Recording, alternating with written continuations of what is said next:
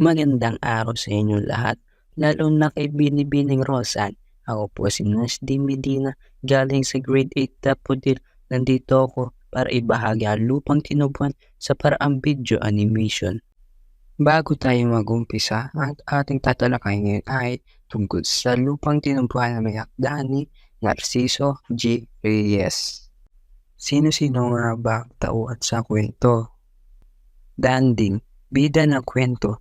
Batang lalaki mula sa Maynila na bumisita sa bayang Malawi para sa libing na isang kamag-anak, Tia Juana. Tiya ni Danding kasama niya sa paglalakbay at nagpakilala sa kanya sa mga kamag-anak. Tio Goryo, asawa ni Tia Juana, kasama rin sa paglalakbay. Lolo Tasyo, lolo ni Danding, matandang taga Malawi na nagkwento tungkol sa kabataan ng ama ni Danding. Tata Inong, yumaong kamag-anak ni Danding dahilan ng pag-uwi nila sa bayan. Mga iba pang kamag-anak, kabilang na ang Lola Ines, mga pinsan ni Juan, Selig, Maria, Asias, Nana Bito at Tata Enteng. Kutsero, naghatid sa kanila gamit ang karitel na pauwi sa bahay ng mga kamag-anak. Nana Maria, asawa ni Tata Inong. Bining, pinsan ni Danding. Ama ni Danding, hindi nakita sa kwento ngunit madalas na binanggit, lumaki sa Malawi at naging bahagi ng mga alaala ng bayan. Pero ang banghay ng pangyayari ng kwento. Panimula, pumunta sina Danding, Tia Juana at Tio Goryo sa layong Malawi sa pamamagitan ng tren para dalawin ang labi ng yumaong Tata Ino, kamag-anak ng kanyang ama.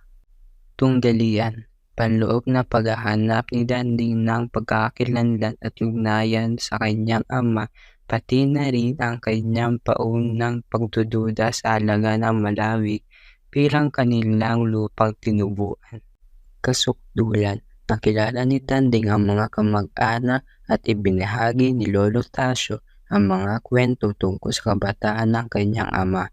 Sa paglibing ng yumaong kamag-anak, naramdaman niya ang malalim na ugnayan sa ninuno, bayan at lupa. Kakalasan, nang magdamag, naramdaman ni Danding ang mga ganap na pagtanggap at pag-ibig sa kanyang lupang tinubuan. Napagtanto niya ang kahalagahan ng bayan at ang kanyang mga ugat.